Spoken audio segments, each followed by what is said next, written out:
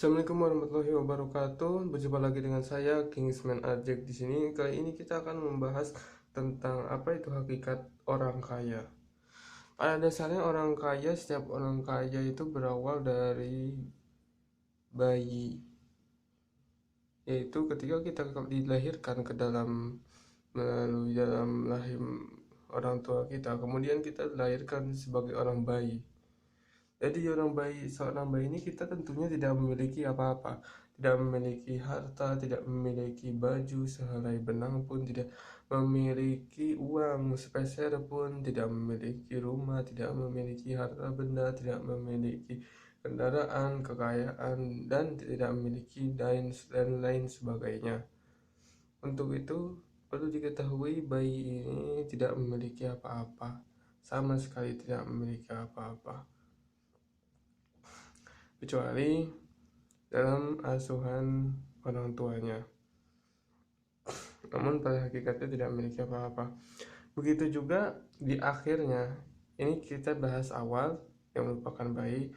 Kemudian kita akan membahas tentang akhir perjalanannya itu, yaitu sebagai orang mati atau masuk ke dalam kuburan.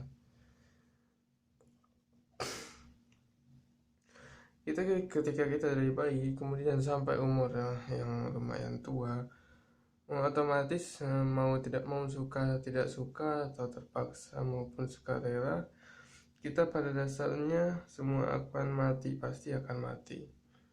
Jadi kemungkinan ya rata-rata orang itu akan mati pada umur 80 tahun.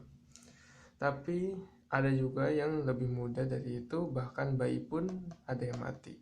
Itu semua tergantung takdir bagaimana kehidupan ini dijalani. Jadi tidak ada yang bisa menebak apakah takdirnya 80 tahun mati atau dari sejak bayi sudah mati. Maka dari itu kita harus bersabar dan selalu berusaha melakukan amal kebaikan.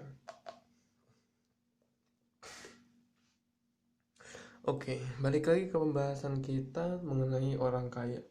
Orang kaya pada dasarnya ketika dia lahir, dia tidak memiliki apa-apa, dan ketika dia mati juga tidak memiliki apa-apa. Maka dari itu, dari mana harta didapatkan? Harta itu didapatkan dari bekerja. Namun bekerja itu juga memiliki keterbatasan. Sebagai contoh, UMR di Jakarta hanyalah 3-4 juta rupiah. Sementara jika berbisnis banyak pesaing dan resikonya lebih besar. Jadi sesuaikan saja dengan potensi dan kemampuan kita masing-masing. Kita passionnya cenderung di mana? Apakah kita berwirausaha ataupun kita itu sebagai pekerja harian atau pekerja kantoran? Dan kemudian satu lagi, jika itu berkaitan dengan wirausaha, tentunya itu banyak faktor yang tidak terduga. Maka dari itu pasti ada mengapa disebut di dalam penghasilan itu ada hak-hak orang miskin. Karena pada dasarnya kita itu bekerja mengeluarkan energi, anggap saja energi satu, kemudian orang lain juga menggunakan energi satu. Namun orang lain itu bisa menghasilkan hanya 10.000, sementara Anda bisa menghasilkan anggap saja 1 juta. Nah, tentu di sini ada ketimpangan antara 10.000 maupun 1 juta, padahal energi yang dikeluarkan sama, maupun skillnya juga, pendidikannya dan lain sebagainya itu kita anggap sama. Namun output yang dihasilkan bisa berbeda. Nah, karena perbedaan ini, di situ pula terdapat hak dari rakyat miskin dan orang terlantar dan orang-orang yang membutuhkan lain sebagainya. Maka dari itu di sini kita tidak boleh membelanjakannya untuk berbagai untuk harta benda yang tersier. apalagi jika itu mengimpor dari luar, sehingga kita mengalami neraca defisit keuangan.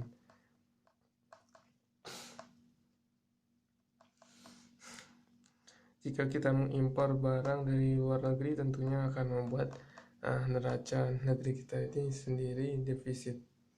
Sebaliknya, jika kita menggunakan uang itu untuk membuka lapangan pekerjaan bagi orang miskin maupun untuk memperbesar sektor produksi ekspor, maka itu jatuhnya kita itu sedang berbisnis pahala. Walaupun keuntungannya atau kelihatannya tidak mewah ya, tidak mendapatkan barang mewah seperti mobil mewah, rumah mewah, dan barang-barang impor yang mahal lainnya. Kita tidak bisa mendapatkan itu, namun kita itu sebenarnya menukarnya dengan pahala di akhirat. Pahala di akhirat itu apa? Apa sih? Kenapa bisa dia berhak mendapatkan pahala di akhirat itu? Karena dia bisa saja membacakan hartanya untuk barang-barang mewah, tapi dia lebih memilih untuk membantu orang lain, untuk membantu orang-orang yang lebih membutuhkan, bukan hanya memuaskan dirinya sendiri. Itu tidak urgent. Jadi itu hanya sebagai tipu daya dunia. Nah, dia memilih sesuatu yang lebih kekal, meninggalkan tipu daya dunia dan seluruh isinya menuju ke pahala yang lebih kekal, yaitu membantu orang-orang lain. Sehingga orang-orang lain itu tidak merasakan penderitaan di dunia, mencapai potensinya untuk berproduksi, produktif, bergerak, dan berkarya. Sehingga orang-orang tadi itu merasa terpuaskan akan nilai hidupnya maupun tujuan hidupnya sesungguhnya. Seperti misalkan petani diberi sawah untuk bisa bertani, kemudian tergantung potensi dari penduduk miskin itu apa potensinya.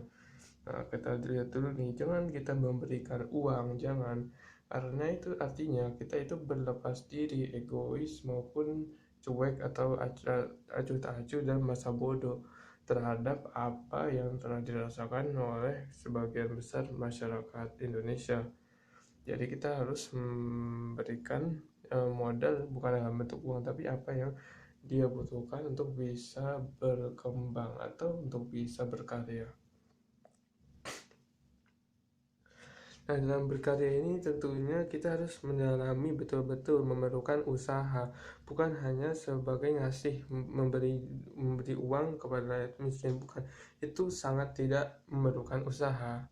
Itu terkesan malas, atau bisa disebut memang itu tindakan malas, hanya memberi uang tanpa memikirkan segala apapun yang timbul darinya, tidak memikirkan dampak kedepannya apa dan manfaatnya apa. Itu sama dengan orang yang pemalas.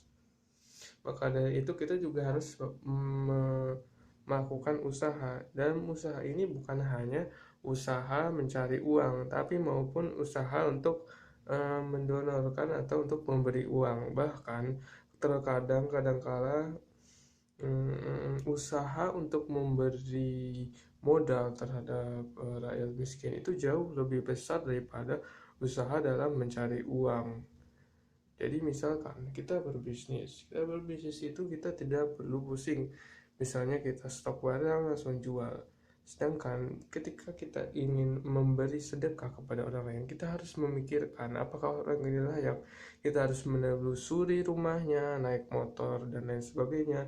Kita tanya tetangga sebelah, kemudian kita telusuri rekam jejaknya, riwayatnya, keluarganya siapa saja, kerabatnya siapa saja, terus apa pekerjaannya dan lain sebagainya. Itu sangat-sangat sulit dibandingkan ia dalam mencari uang. Mengeluarkan uang justru malah semakin sulit, semakin susah, lebih susah daripada mencari uang itu sendiri. Nah, disitulah letak pahalanya, disitulah letak kekekalannya, disitulah nilai kebergunaannya dia lahir di dunia, kemudian mati bisa membawa pahala. Maka dengan kesusahan itu dia bisa mengkonversikannya kepada pahala yang lebih kekal. Jadi tidak ada yang sia-sia. Kecuali yang sia-sia hanyalah melakukan sesuatu yang sama namun berharap hasil yang berbeda.